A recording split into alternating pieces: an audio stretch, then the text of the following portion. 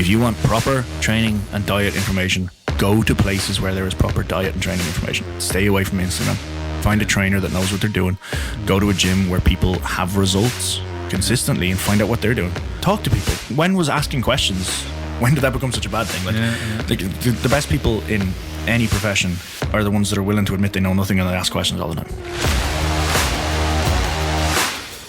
Hi everybody, thank you for listening. My name is Eamon Drum and I'm going to be your host. This is Getting Amongst It, where we plan to rip out the lies from the truth and just give you guys facts about all topics of life. Please leave a like, comment and share with your friends and family. Hope you get something out of these podcasts. You can find me on Instagram for updates at Getting Amongst It. That's GettingAmongst and all podcasting platforms. You can also email me at getting_amongst_it_at outlook.ie. And I have a Patreon account at eamondr@hotmail.com. That's EAMONNDR@hotmail.com. So let's get into today. We're with the owner, director, and who's spearheading Kaos Gym based in Selbridge is Ben Harrison, who's here to talk about the truths of fitness and what to look out for. Let's get into it.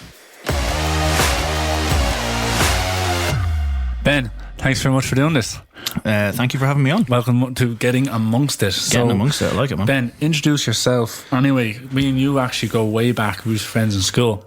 Yeah. And your fitness journey actually started when you were swimming. Am I right in saying that? Yeah, so I suppose I got into swimming initially when I was in primary school. Then joined a club, kind of won national championships at like 14, 15, 16 years old, until I suppose I got bored of swimming, because swimming at 6 a.m. for 2 hours, 5 days a week is a little bit boring. So then... Talk about that commitment involved in that though, because not what you see online is different to reality. So when you're actually getting the mindset of swimming for 2 hours prior to starting a full day studying... How do you actually condition yourself for that? Back then now, it's a while back. But yeah, I mean, we're going back kind of 15, 16 years now. Never mind the commitment from me, the commitment from my mother to wake up and drive me to swimming 5 mornings a week. I suppose it was something that I never knew any different. Like I was never a kid that didn't do anything. Like even if we go back before swimming, like there was karate, just as a kid. Like I never competitive martial artist. So it was just and then my parents obviously all played sport. Like my mum was playing international hockey until 3 years ago. Yeah. My dad played rugby right up until the point where he was told he couldn't play anymore, and then coached teams his entire life. So successfully too, yeah. Yeah, like I never had that.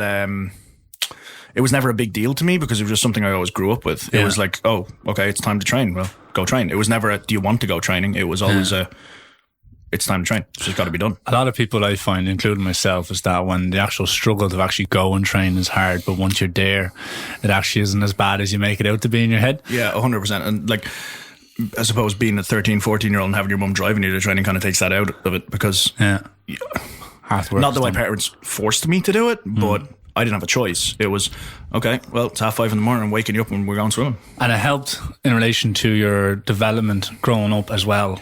Well, like, I suppose socially, I suppose. You weren't locked away in a room playing video games anyway.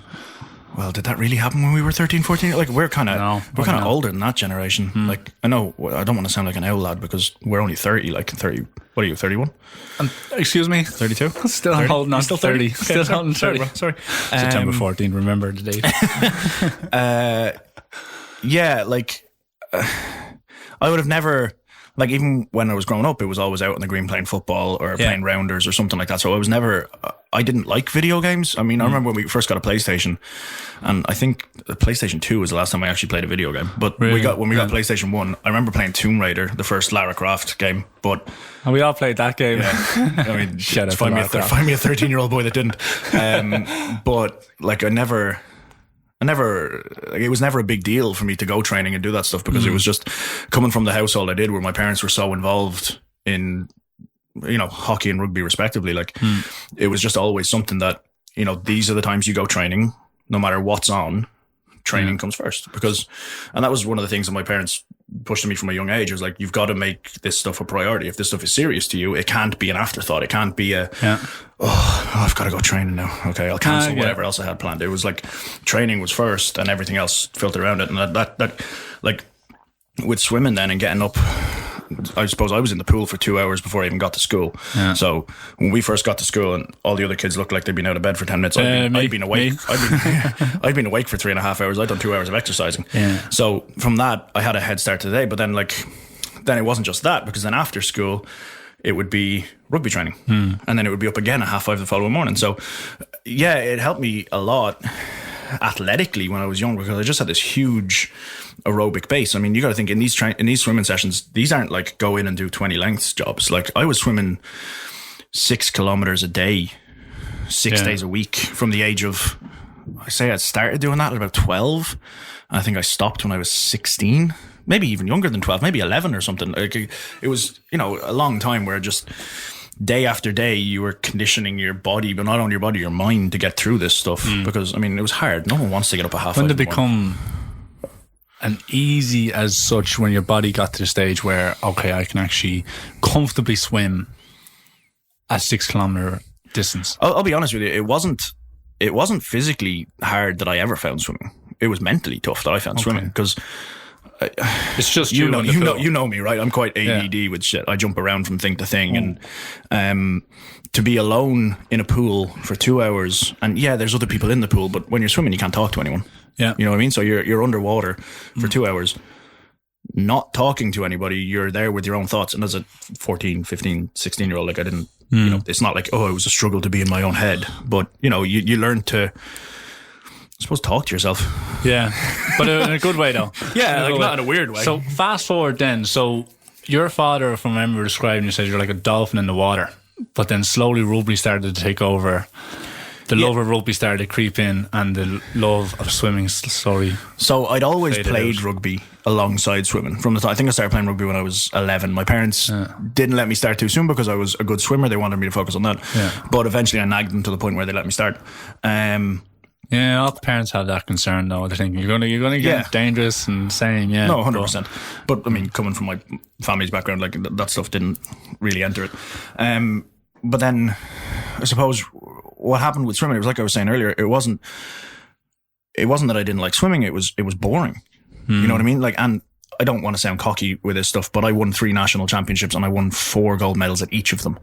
So I was good. I was really good. There was no one really around that kind of touched me for the most part. I mean, there were obviously disciplines that I wasn't the best at. Like I was a terrible breaststroker.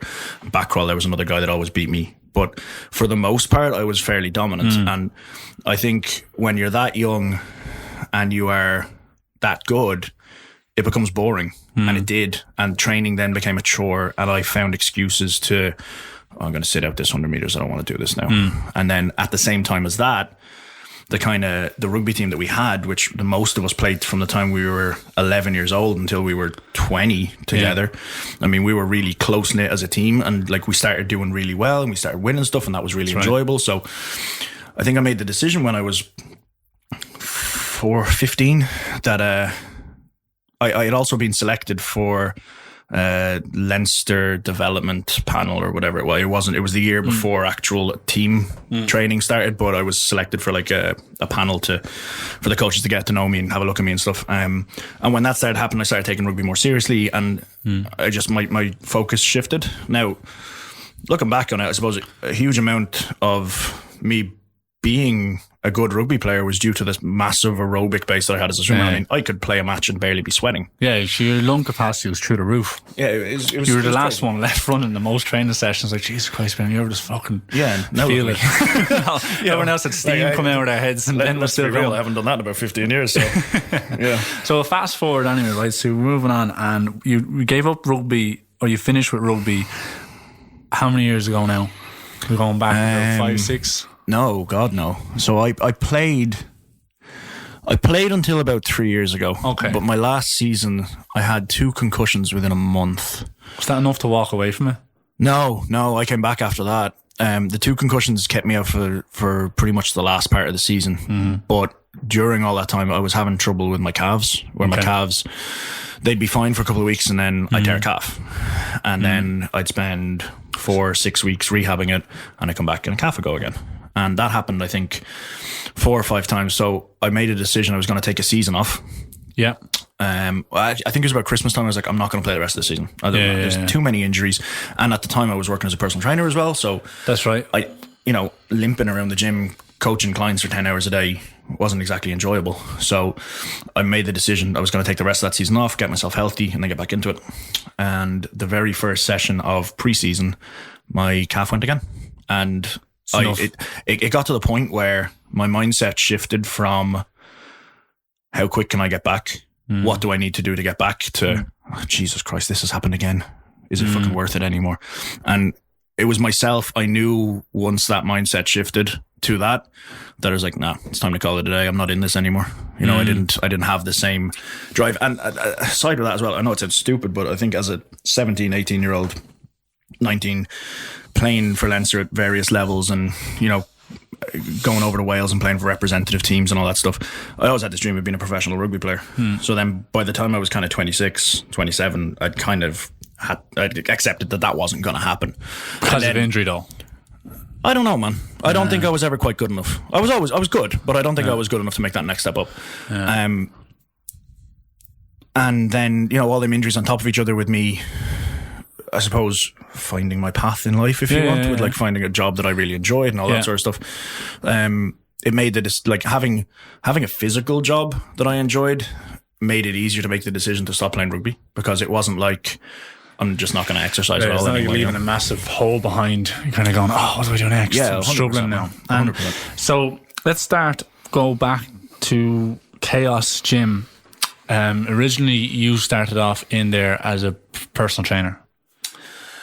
How did that story involve? Because you've now grown into actually managing, directing, and spearheading the company in a very positive way. Okay, so let's go back to there. So where I'm at now, I've owned the company for about 14 months. We've completely renovated the gym, brought in a load of new equipment, changed the way things are done. I've got 2 excellent lads working underneath me. We'll get to them later. Working with me. So it all started, I was working for a company doing kind of field marketing stuff as like an office administrator for that. Boring job. Not for you. Slacks and shirt. Hated it. I worked every morning. From the time I finished college, I didn't work a job that I enjoyed. I didn't enjoy college. I didn't like what I did. I just thought, this is stuff that everybody has to put up with. Didn't really. I mean, I always liked being in the gym. And what happened was I joined Kaos as a member about a month after it opened. And the trainer that was working there one day just up and did a runner. The woman that owned the gym had seen me being in the gym, asked me if I would mind taking classes until she found someone else. So I did. Things just kind of snowballed from there to the point where I was going into the gym at 5 a.m. to train clients, then going to my 9 to 5 job, and then coming back in the evening to train more clients. And at the same time as this, I was still playing rugby at this stage. So I was doing this as well as trying to juggle my own training and my own gym work and all that stuff. So eventually grew the gym to a point where it could support taking me on full time. So my dad did not want me to do that because I was in a good job. But most parents do that though, don't they? Really? It was a safe, stable, reliable job. But I packed it in. I started working in Kaos. About 2 years later, had the opportunity to buy the company from the previous owner, and I haven't looked back since. For people looking at fitness coming on board as being a beginner, to you, why is fitness important? Oh Jesus! I'm not trying to catch you out. It's literally, why is it important, and who also was your influence in relation to the fitness of why you enjoyed it so much? Do you actually look to anybody? Obviously it's important because you keep healthy, keep active, live longer. But when you're actually doing it for yourself or for other people, why is it important for them, or what do they get out of it? I think this is where a lot of people go wrong. Okay. When they're starting in the gym. Correct. And I think so people start in the gym with, I want to be in better shape. Yeah. Okay. For the most part, let's say 90% of people out there that join gyms because they want to lose a little bit of fat, trim up, look a little bit leaner, whatever. Yeah. Right. Okay. And I think the issue is that people don't start the gym with an actual goal. They like, I want to be in better shape is too vague. Does that make sense? Yeah. I think so that's kind of where I see most people going wrong. And the other thing that I hate seeing people do it, and I hate coaching people like this as well, is people that don't enjoy it, but do it because they feel like they have to do it. I'm like, Jesus, you're giving up 3 hours of what is undoubtedly a hectic life. Everyone has a hectic life. Don't give up 3 hours of your life to do something you hate. I mean, if you hate coming to the gym and lifting weights and you'd rather run, go run. Like, I don't care. If you go out 3 times a week and run, but you hate running, why are you doing it to yourself? Find something you enjoy doing, even if it's whatever. Find something you enjoy doing and make it work towards your goals. So, like, I always have a preference for strength training. I love lifting weights. Yeah. That's how I coach people. That's how we coach people in Kaos. And the other thing that we kind of try to do in Kaos is build that kind of culture and that kind of community where everybody's helping each other. Everybody says hello to everybody. Everybody talks to everybody. So it's not like you're like, when I used to train in commercial gyms and people would be on the treadmill with headphones on, they'd look miserable, like an hour running on a treadmill. You got the lad in the corner who's lifting weights like he's going to war. It's a bit extreme. Because one of my next points was that how your approach to, like, myself included, when I started lifting weights, is that gyms can be in very intimidating places for both young guys who look in and kind of go, oh geez, I don't really know what I'm doing here, or they don't want to admit they don't know what they're doing, and for girls coming in and going, what's the point of going to the gym? It's just going to be full of lads who's just gonna fucking stare at me. It can be very intimidating. In Kaos, how are you able to work around that? Because a lot of times now what I'm seeing is more posts from women in Kaos smashing savage numbers in relation to squats, deadlifts and bench presses. How are you able to actually turn that around when you actually meet that client for the first time? Is it the arm over the shoulder, turn around and tell them, look, it's going to be okay, this is what we do here? Because obviously there has to be a lot of encouragement. That depends on the person. I would say, of our total clientele, so including people in kind of small group training and personal training and people that just come in and use the gym and like an open membership, I would say you're talking 70 to 80% of them are women. Now, that's not something I ever envisioned. It's not something I ever targeted. It's just the way it happened. Yeah.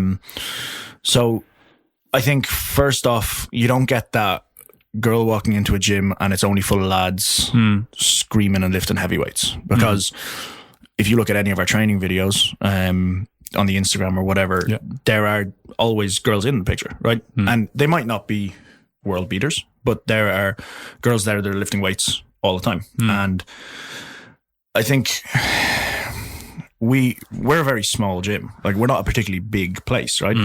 And I have a rule. I have like a no assholes rule. So if someone starts, if someone's just being a prick, like we don't have that. We have a culture in there where we've got like a core of people that have been training together for 4 or 5 years now.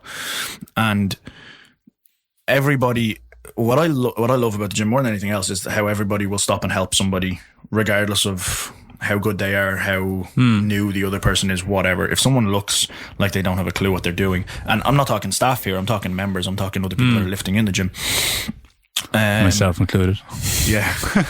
But it's I suppose it's part of that building a culture. And with like what we talked about there, my sport background from earlier in life, I was around sports teams my entire life. So I've tried to, and look, I think somewhat successfully, make the gym more like a team than anything else. So everybody in there, regardless of what you're training and when you're training, there's always people there to spot you. There's always people there to offer advice. There's always that sort of stuff. Now, obviously, there are people that want to just come in and do their shit and leave. They don't want that stuff. And that's fine. Like, we're not going to push that on you if that's not what you want. The group training, which is probably the most popular thing that we do. I mean, there's 70 people in small groups at the moment, split over 20 different sessions a week. Out of that 70, I say less than 10 of them are men. So really? You don't get that intimidation factor from a girl walking in and she's only training with a group of guys. The guy that going in has to put in the extra effort. Yeah, exactly. Yeah. the guys are in. It's more often than not trying to make the guys feel comfortable lifting with a group of women. And the guy's halfway through in the middle of a superset and he can barely lift 15 kilos. He's like, you didn't see what I was doing before. But very good, very good. Let's talk about the fundamental exercises in relation to the gym. What people are coming into the gym, they're new, the basics. exercises that they should always cover regardless around the program? Not around the program will come later on, but the first couple of exercises that people should always do. Okay, so I want to preface this by saying there are absolutely zero essential exercises that you have to do. There are none, right? Very good. The only people that have exercises that they have to do are powerlifters, weightlifters, strongman competitors. Okay. Because literally certain exercises are the sport, right? So in powerlifting, for example, you have to squat, you have to bench press, you have to deadlift. Okay. Right? You don't get a choice with that. If you are just someone that's in the gym and you want to be in better shape, you want to be a little bit stronger, you want to be less pain, you want to be in less pain during the day and stuff, there are no exercises that you have to do. There just aren't, right? Okay. So like one way that we would kind of look at it is movements rather than exercises. So you can split lower body up into two different types of movement. Okay. So we say a knee movement, a knee dominant exercise and a hip dominant exercise. Okay. So the knee dominant exercise may very well be squats with a bar on your back. And the hip dominant may very well be deadlifts, but it doesn't have to be. It could be, the knee dominant could be a box squat. The hip dominant could be a Romanian deadlift. It could be a kettlebell deadlift. It could be a kettlebell swing. As long as you're working the body through them planes of motion, you're going to be okay for the most part. And then upper body can be split into push and pull exercises. It doesn't have to be a bench press. It doesn't have to be pull-ups. It can be dumbbell presses, whatever. So anybody that tries to tell you that there are things you have to do in the gym, they're either trying to sell you something or they're trying to convince you that they know better than everybody else. Okay. Because one of the fundamental things you always hear is you have to squat, bench and deadlift. So that's the norm. Well, not the norm you hear, but it's interesting when you turn around and saying, well, actually it's not like that. Based on what the person wants in the gym will give them look the exercise and programs that they need. Think of what you just said, right? A squat, bench press and a deadlift. A squat is a knee dominant lower body movement. Okay. If you are not a powerlifter, why do you need to do a knee dominant lower body movement with a barbell on your back? You don't, right? If you just want to be a little bit fitter, feel a little bit better, any exercise will do, right? The one that fits you the best. If you're talking, see, it depends on your goals as well. If you're talking about strength, I'm always going to suggest putting some sort of bar on your back. It doesn't need to be a straight bar. It could be a safety bar. If you're never going to compete as a powerlifter, what does it matter? The reason I'll always say put a bar on your back of some kind is because the exercise is more scalable. You can see that you're progressing at that stage. Okay. It doesn't need to be a free squat. It can be a box squat. In fact, for most people that aren't powerlifters, so let's say athletes that come into the gym. So we train a couple of MMA fighters, GAP players, rugby players, that sort of thing. Very rarely do I have them do a free squat. It's box squats for the most part, right? Now, they need the ability to be able to squat to depth because hip flexion and hip extension is really important from an injury prevention and just an overall health point of view. So they might do goblet squats, okay, where you're holding a dumbbell in front of your chest instead of a bar on your back. There is no reason that you have to do a squat with a bar on your back. Now, I like doing squats with a bar on your back with people because it's something you can do consistently and it's something that you can see that you were progressing at. So you can measure that you were getting stronger because last week you squatted 40 kilos, this week you squatted 45 kilos. Would you always go up in that rate? You'd always push to go 5 kilos? No, that's just an example. Okay, it depends on so many different things. Yeah. Like as long as you're progressing in some way. And that's why I like using barbell movements is because it is easy to see if you were getting better at them. Can you do an extra rep? Can you put more weight on than you did the last time? Yeah. Is your form better? All these different things come into play. But if you're just a person that wants to be a little bit healthier and wants to exercise, there is no essential exercise. There's none. And all this bullshit you see on Facebook that's like, oh, these 3 tips these trainers don't want you to know. It's nonsense. It's marketing. There are no hard and fast rules with anything and anybody, with training, with nutrition, there are no hard and fast rules for the most part. And anybody that is telling you that there are is either trying to convince you that they're smarter than everybody else or they're trying to sell you something. This goes back to what I said earlier. Do what you enjoy. If you don't enjoy squatting with a bar on your back, there is no need to. Pick up a dumbbell, do some squats, do some lunges, do leg presses if you have to. Yeah. You know what I mean? So then, because that brings me out then, we're going to go to the tasks. The tasks outside the gym. So they commit to the gym 3 or 4 times a week. What's the most things they should look out for or what should be focusing on when they're not in the gym? Okay, so again, this comes down to goals. So what is that person going to the gym for? Yeah. Is that person going to the gym to improve performance at a sport, for example? Like at the moment, I'm doing the strength and conditioning with Coolmine Rugby Club. Correct. Right. So I'm going to have them doing different things inside and outside the gym than 40-year-old Mary down the street. Can you talk about what they're doing with those lads in rugby? It's nothing magical. Yeah. You know what I mean? At the moment, we're in preseason, so they're in a big aerobic phase. So there's loads of running. We're kind of transitioning more now into they're starting to play games. So we're kind of going more into speed work on the pitch anyway. So what people should be doing inside and outside the gym depends on what their goals are, right? Like elite level rugby players are going to be doing different things to Mary down the street who wants to lose 5 pounds before she goes on holidays. Yeah, fair you know enough. what I mean? Yeah. As general kind of baselines. Yeah, baseline. Sleep. Try to be more active throughout the day. Okay. I think too many people sit down and it leads to a whole lot of postural problems. And if weight loss is your goal, walking more is never a bad idea. Sleep, what you said there, is hugely important. It's something that I don't do enough of. Yeah. I'm terrible at it. Water? What? Yeah, like we had this conversation these the other things day. are like, what did your mum tell you to do? Yeah. Like, mothers are never wrong. Right? That's true. Your mum always told you everything in moderation, including moderation itself, right? Yeah. So like, mum wasn't wrong. Eat 3 square meals a day. Try to walk more. Drink more water. Go to bed early. All that sort of stuff. Like that's like, you can get into more technical stuff, obviously, with all of them different aspects. But as general rules for people, yeah, like exercise. Just do something. And don't eat like a child. Like, you all know what eating like a child is, right? Sugary cereals and sweets and all that stuff all the time. The stuff that I love and that I do myself constantly. But you know, like, if someone tells you to cut out crap food, don't tell me you need a diet plan. If someone tells you to cut out crap food, you know what crap food is. But the best foods to eat are the ones that aren't advertised. Yeah, if it had a face or it grew in the ground, it's probably okay for you. I mean, everything. But then again, like I said earlier, everything in moderation, including moderation itself. So, you know, don't not have a pizza.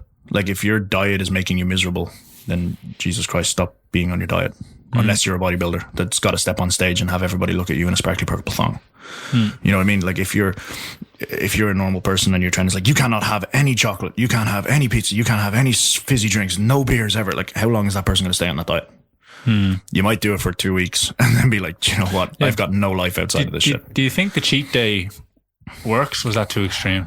It depends on the context of the whole diet. So people always get really frustrated when they're talking about this stuff, because the answer to everything is it depends. Yeah. So if you are someone that is uber strict throughout the entire week, chicken, broccoli, rice type diet. Yeah, the kind of traditional bro diet and stuff. If the thoughts of having a cheat meal on a Saturday night is what keeps you strict with your diet throughout the week, then I don't think it's a bad idea. I don't think a cheat meal can just be anything you want. Because ultimately, when you're trying to lose weight, the thing that matters the most is that you eat less calories than your body needs to maintain itself. So, and that applies across the week. So if you say you eat 200 calories underneath what your body needs Monday to Friday, so you're 1,000 calories under your weekly needs by Friday, and then you go out on Saturday and you have a large pizza and 12 beers, you're back over that 1,000 calories. You've just messed up a whole week's training because you had one massive pig cheat meal. So what I would tend to do, and what I would prefer to see people do, is monitor your calorie intake throughout the week. Make sure you're in a slight deficit where you're, you know, for the most part, your weight is trending down, and allow yourself to have a little bit of something you enjoy every day, rather than one splurge on the weekend. Because people, like, if you tell someone you have a cheat meal, you can put as many rules in place as you want with that cheat meal. People don't want to stick to rules when it's a cheat meal because it's a cheat. And that's the other thing, like the wording of cheat, it's bold. You know what I mean? Like, people need to get away from the idea that food is good or bad. Food is food. Right? It's depending on the context. Like, I know people that have got in incredible shape while eating pizza twice a week. I know people like that have been super strict with their food choices and not lost any weight and also put on weight because, okay, you're only eating chicken and rice, but if you're eating 4,500 calories of chicken and rice a day, now that's hard to do. But if you are eating 4,500 calories of chicken and rice a day, you're still going to put on weight. Regardless of, you know, how clean it is. So, like, moderation.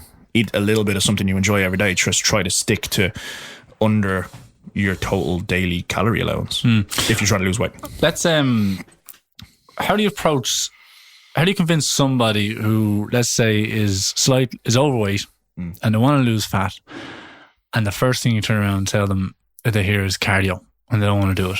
One of the things that I was very impressed with the fact with Kaos Gym was that you started implementing weightlifting, and then they were able to lose fat by weightlifting than they were through the cardio.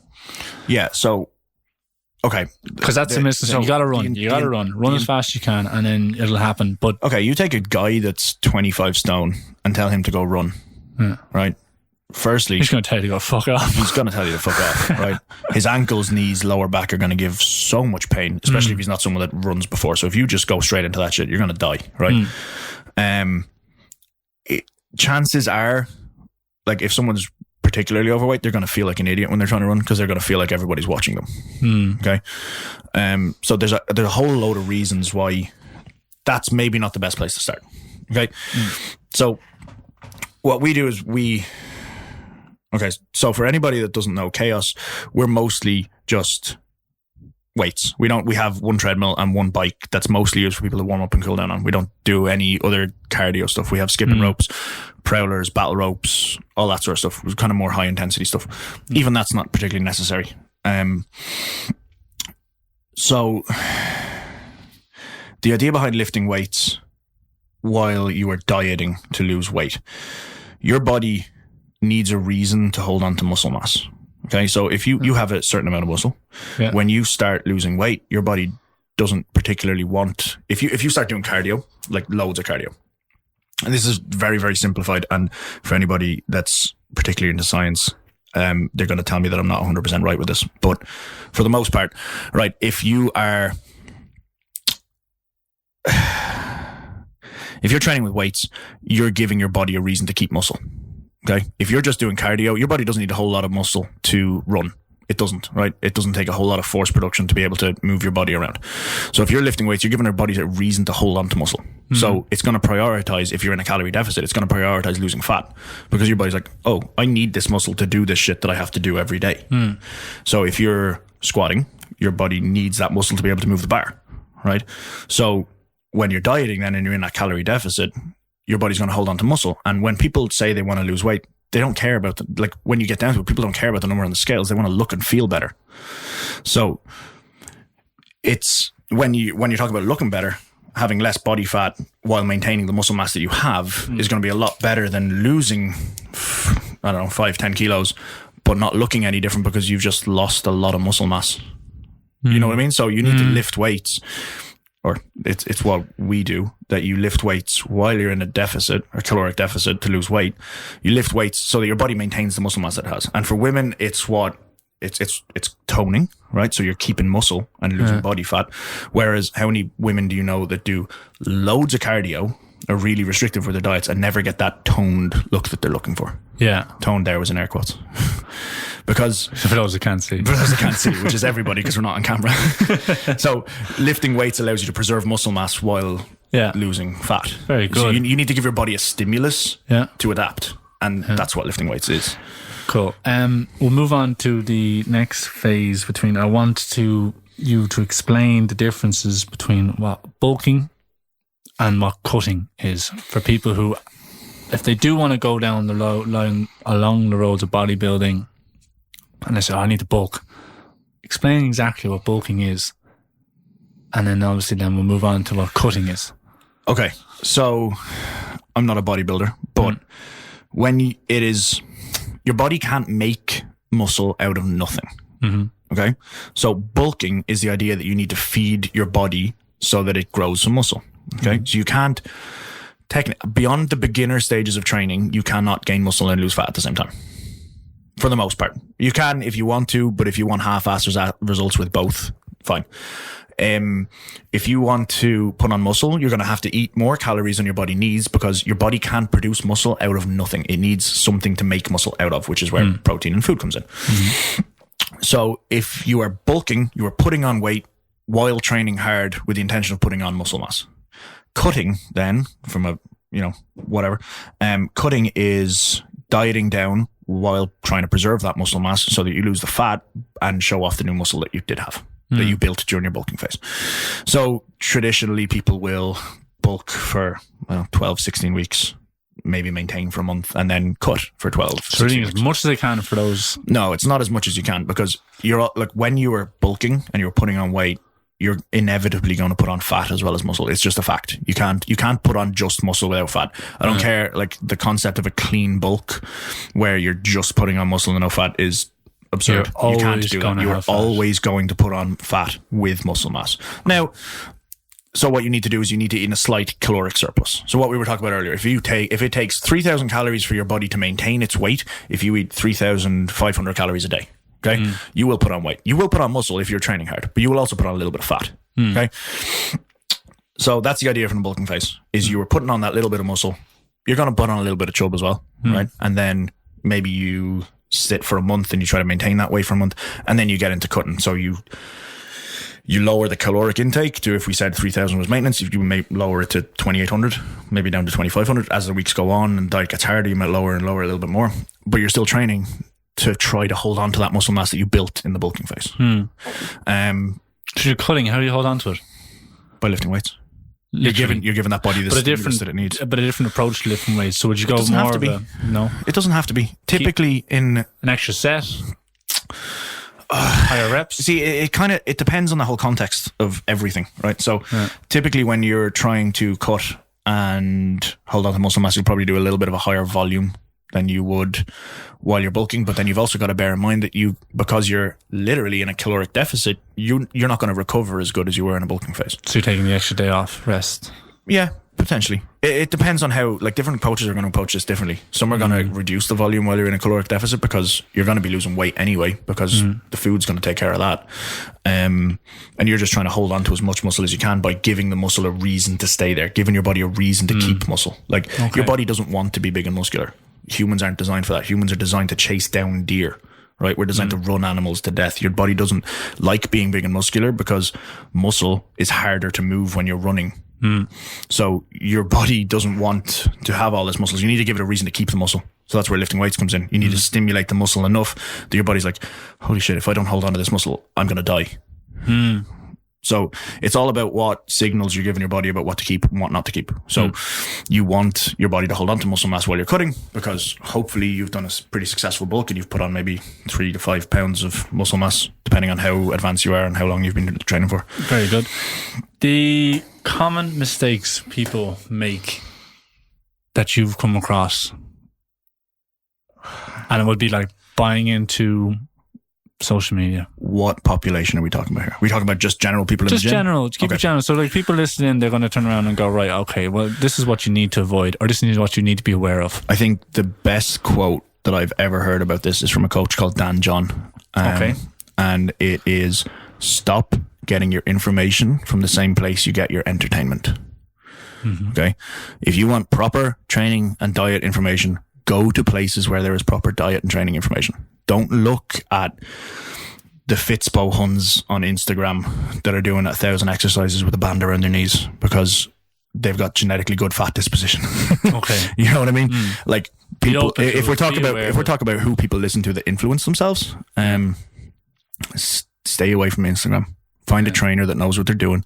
Go to a gym where people have results consistently and find out what they're doing. Like, don't ask. Yeah, talk to people. Like, when was asking questions? When did that become such a bad thing? Like, the best people in any profession are the ones that are willing to admit they know nothing and they ask questions all the time. Right? So, if you don't know where to start, ask questions. Now, it's hard because there is so much information out there these days. Now, there's a hell of a lot of really good information. But people that are giving out really good information are not as good at marketing as the people that are trying to sell you something. Okay, fair point. So if people are trying to sell you, oh, this BCAA supplement will help you lose weight, they're way better at marketing than the scientist that's published 20 studies on weight loss. Right? So people that are really good at marketing are not necessarily people that are giving you the best information. People like flashy images, and it's not, they don't want to look at trawl through data. It's boring. Yeah, no, 100%. They want 10 seconds of give me the results. There are really good Instagram posts that put up like infographics that break down complex ideas about weight loss and weight gain into really simple things. Do you have anyone that you want to recommend? Off the top of my head, if we're talking weight loss and weight gain, Renaissance periodization are really good on Instagram. I don't particularly like him, but Lane Norton is particularly good on Instagram. If we're talking Irish, there's a company called Sigma Nutrition, which are fantastic. Even like Recalibrated Bodies are an Irish online coaching company that put out some really good stuff. Like, stop looking at the Fitspo models that have their asses out all the time. Okay, they're not the people to get your information on. Fitspo. Hashtag Fitspiration, bro. Oh, Jesus. They're not the people to get your information from. Hashtag going to war. Yeah. Hashtag I'm a lion, you're a sheep. Yeah. Very good. So ultimately it's powerlifting, the gym. You got last week before, you had a powerlifting competition, and you do it regularly enough. You had hosted your first powerlifting competition. When you're preparing guys for that, when they're about 6 weeks out, what type of exercise would they be doing straight off the bat, where you're kind of like, right, you need to lift your max, you need to be peak at this particular time? How do you actually go about that based on the type of person that you're with? I know you're going to say it all depends, but if you could just pick one example, pick one guy, and you obviously know a few, pick one fella and say, like, this is exactly what we did for him. Okay, so I'd imagine most of the people listening to this aren't going to be powerlifters. So can I go into a quick description of what powerlifting is? Absolutely. Okay. No problem. So absolutely. Powerlifting is a competition. It's a sport where you squat, bench press, and deadlift. Okay. So you get 3 attempts at a squat, 3 attempts at a bench press, 3 attempts at a deadlift. Your heaviest squat, heaviest bench press, and heaviest deadlift are added together, and that is your total. The person within the weight class that has the highest total is the person that wins. So the goal on the day... Points? No, total. Done by just total? Yeah, total by kilos? Total by kilos. Okay. Yeah. So if, say, for example, in the 74 kilo men's category, if someone squats 200, benches 100, and deadlifts 200, they've got a 500 kilo total. They will beat someone with a 450 kilo total. And they're 75 kilos themselves? Yeah, whatever the weight classes are. Yeah, right? okay. So the weight classes go up in 10 kilos? No, they're really weird. Depending on the federation as well. All different federations have different weight classes. The IPF, which is what we compete in, jeez, I put myself on the spot here. Okay. For men, it's what? For men, I think it's 59, 66, 74, 83, 93, 105, 120, and then 120 plus. They're weird numbers. Yeah, I don't know where they come from, but they're the numbers that are there. So that's what we compete at. So powerlifting essentially is a sport where you want to be as strong as you can at a squat, a bench press, and a deadlift. Okay.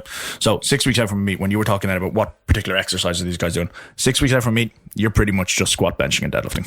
Right. It's about specificity at that point. So would they be doing more reps? Less reps, more weight. Less rep, more weight. Yeah. So the further out from competition you are, you're typically in what's called like a Western block periodization. Okay. The further away from a competition you are, you will be doing less weight, but with more reps. And as you get closer to the competition, the amount of reps you're doing will be going down, but the amount of weight you're using will be going up. You remember, the sport is about how much you can lift for one rep. So getting close to a meet, you don't want to be doing 4 or 5 reps in your training. You want to be practicing 1 rep. So 6 weeks out, everything's getting quite specific at that stage. So it's just squat, bench, deadlift, however many times a week.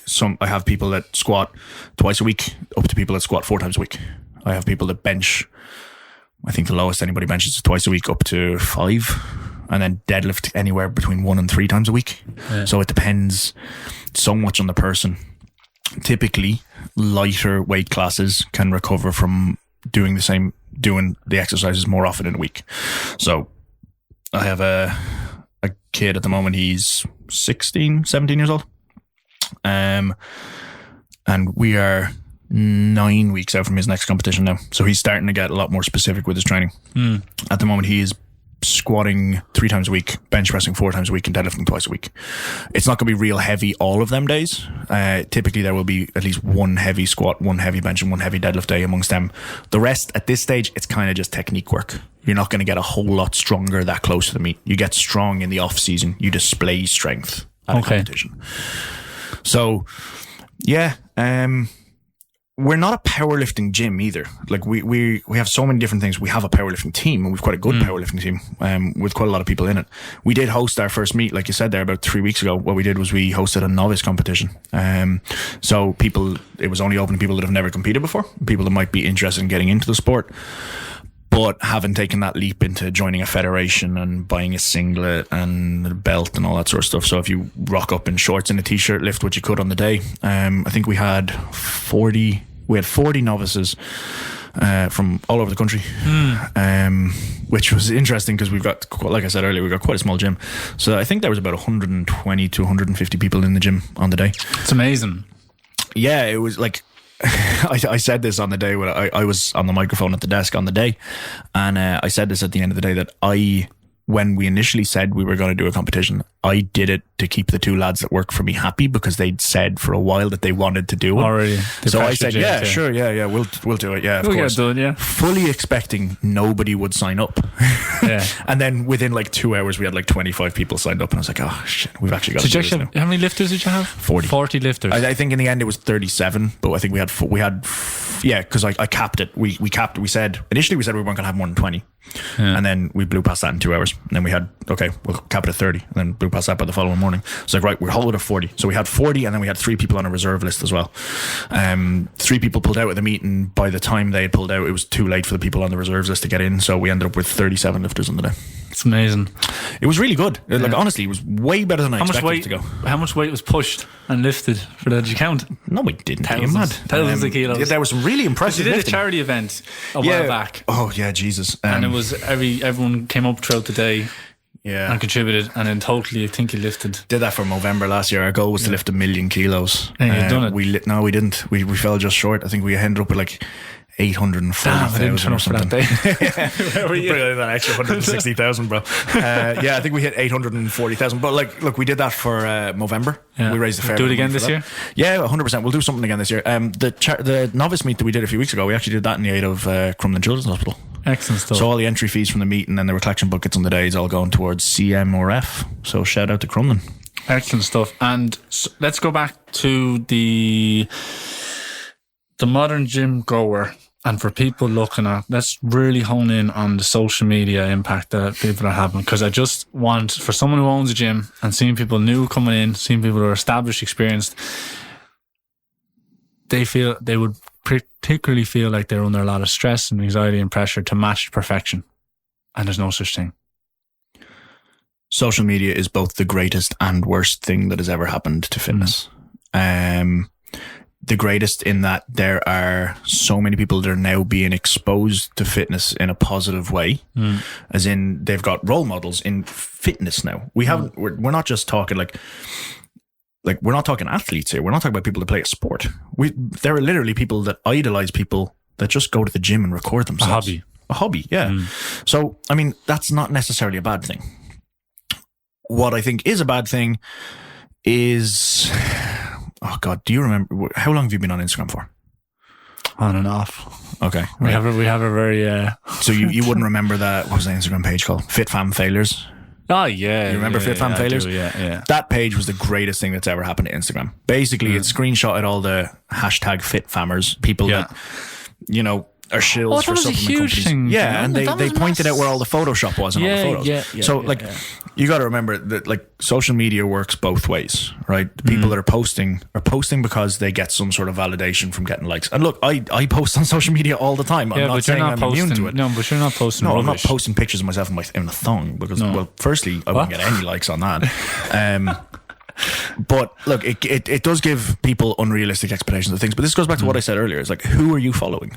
There are so many good, positive things on Instagram and YouTube and Facebook, but there's also a load of shit. Like, there's a load of people that are, like, I don't think they're not intentionally trying to make anyone feel bad about themselves, but they do, and it puts a lot of pressure on people to look. Well, just talking about the younger generation now, like lads who are 30, and like, I think lads who are at an older age, they should be reassure themselves and say, look, you should be able to be confident enough to spot the bullshit. But for younger people who are 15, 16, 17 going back, that don't have that background of consistency training and accountability, and they're looking at these people saying, I want to be like this. I would say to just spot them out, kind of turn around and go, it's okay to not be 100%. It's okay to take a rest day. It's okay to cheat meal. You don't have to run your life like a robot. I think what I like, you're getting into weird territory here, because this is a lot of psychology and stuff as well, right? Because people see something and they're like, oh, that person has 20,000 likes on that photo. How can I look like him? I get 6. And what if I get more than 6, I am loving life. Like if I hit that point where it's more than 9, I'm pretty delighted. Yeah, I got more than 9. They took the likes away. I know. Yeah, they can't see it no, anymore. but that's a good thing, man. So now these kids aren't looking like as a general rule, if you look at someone's Instagram profile and their last 10 posts, if they're topless in like more than 7 of them, just fucking unfollow them. What's the point? Like they're not offering anything of value. They're just showing their body, right? And like, I can guarantee you the amount of, let's say, extra supplements these people are taking. You know what I mean?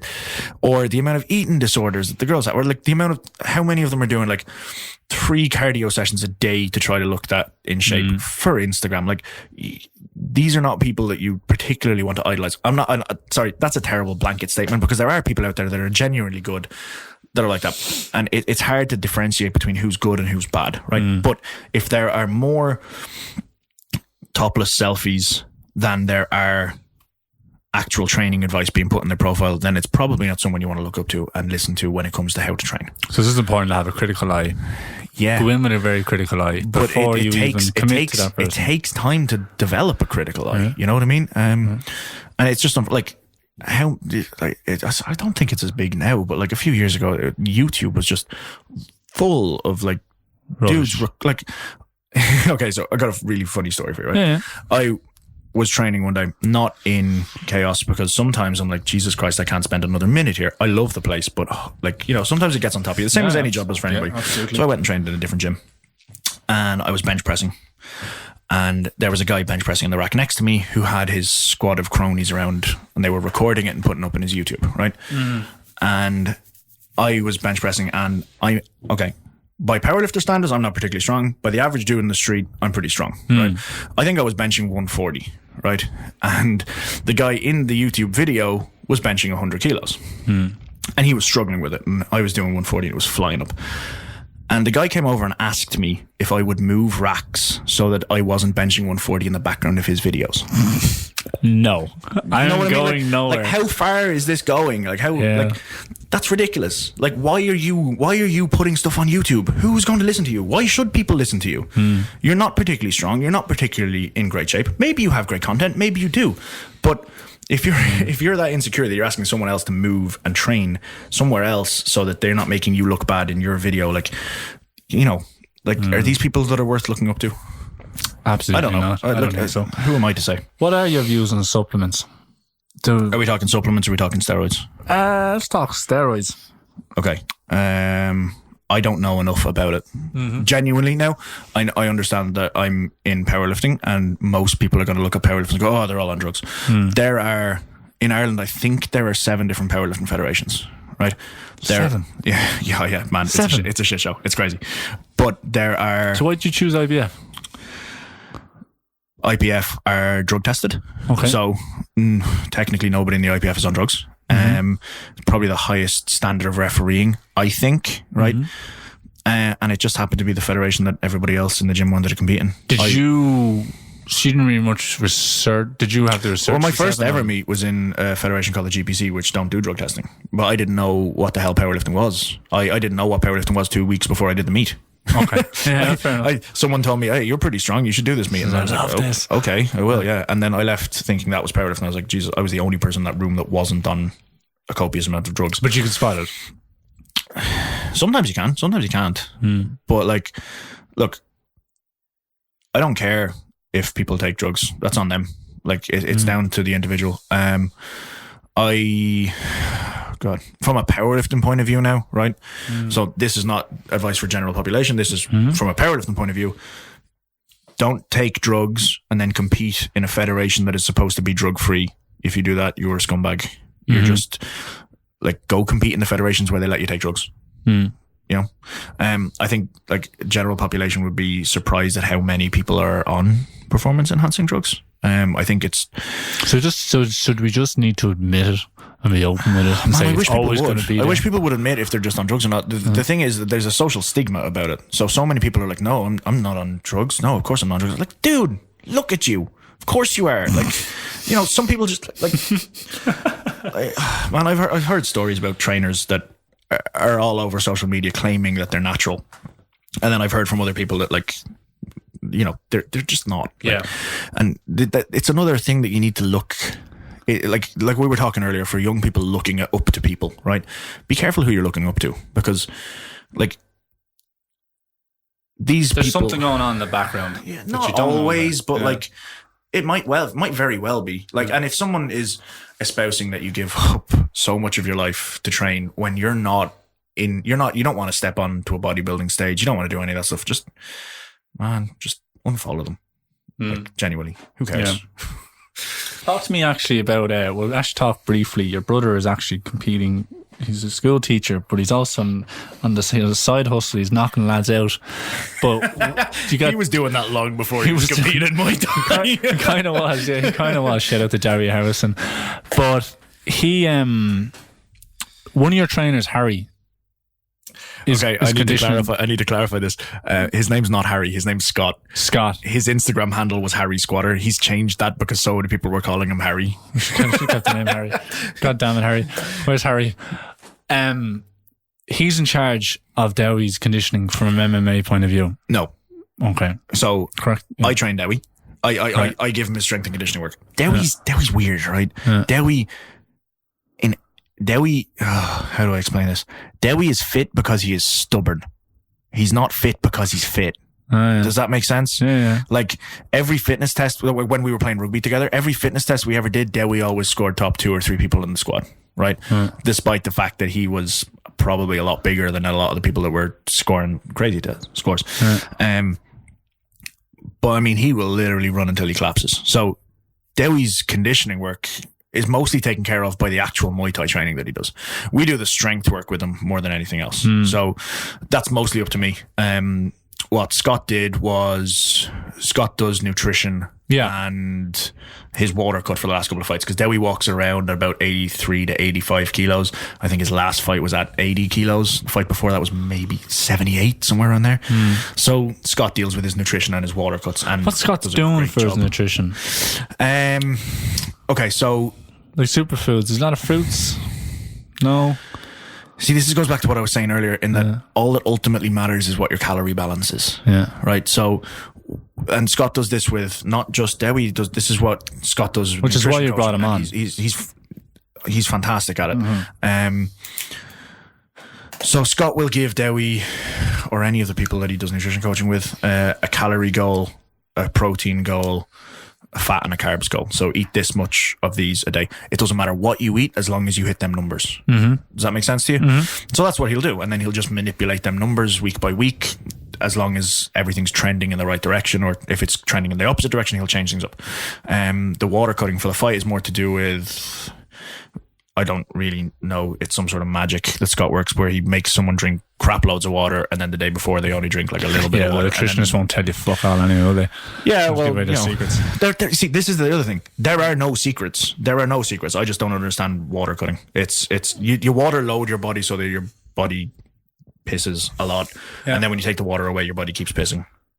Okay. Because it's used to pissing. It's called, you put your body into a state, I think you're putting your body into a state of homeostasis, where it's just your body's pissing all the time. And then when you take the water away, your body's like, oh, I'll just keep pissing. So it just pisses away stuff that, fluid that it wouldn't normally be pissing away, and you drop weight through that. It's very specific for athletic performance. It's not something that people should be doing just to lose weight, because you're literally just losing water. Yeah, so get in touch. If you are doing an MMA, get in touch with Scott. We've got a couple of fighters that are doing pretty good at the moment. Excellent. You recently posted up, you have an event coming up with a powerlifter. Oh yeah. Tell the people about that one now. If they want to get in touch, make a book, and it's for one day. Okay, so we're hosting a seminar with Joe Sullivan. Okay. For people that don't know, Joe Sullivan is a coach with Elite FDS. He is a kabuki strength athlete. He has totaled 900, I'm going to say 40 kilos in powerlifting competition. I mean, the guy squatted 950 pounds in training last week. What? Yeah, oh, man, yeah. The numbers that guy's putting up is insane. But he is in Ireland for an IPL World Championships, and I reached out to him on social media, and he is going to be doing a seminar with us in Kaos on October the 20th.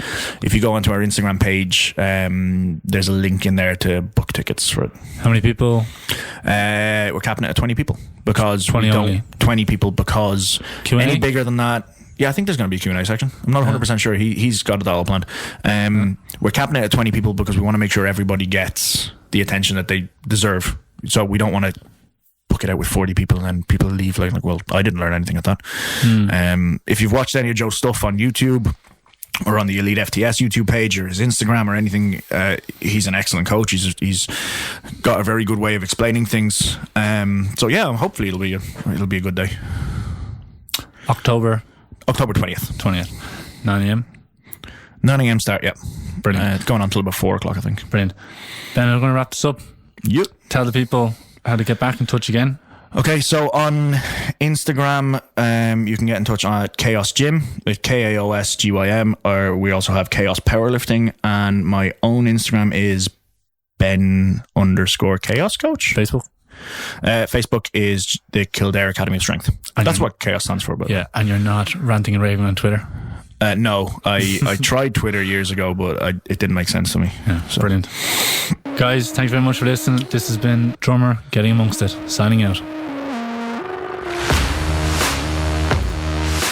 Ben, thank you so much for coming on today. And for everybody out there who is new, experienced lifters, into fitness, the key messages here we hope to have highlighted are: pick a goal that you want and only what you want. Don't look over anybody's shoulders and copy what she is doing, what he is doing. Just focus on yourself and go for what you want to achieve. Step 2, monitor your calories. What goes in, what goes out. Just watch your diet. Okay, diet is key. Try and be consistent in the gym and enjoy what you're doing. If you are not enjoying what you're doing, then it's not for you, and move on. Be careful who you follow on Instagram. If they don't have your best interest at heart, then they are not worth following. All they care about is the money in your pocket. So please unfollow them and watch things with a critical eye. Remember, fitness, it's a hobby, it's a journey. It's there to enjoy, relax while you're young enough to still move around, and also put in that sustainability where when you do get to the older age that you can still move around and enjoy your life. Remember, you're not going to war. It's literally a hobby. Enjoy. I'm Eamon. This has been Getting Amongst It. Hope you've liked it. Let's talk later, guys.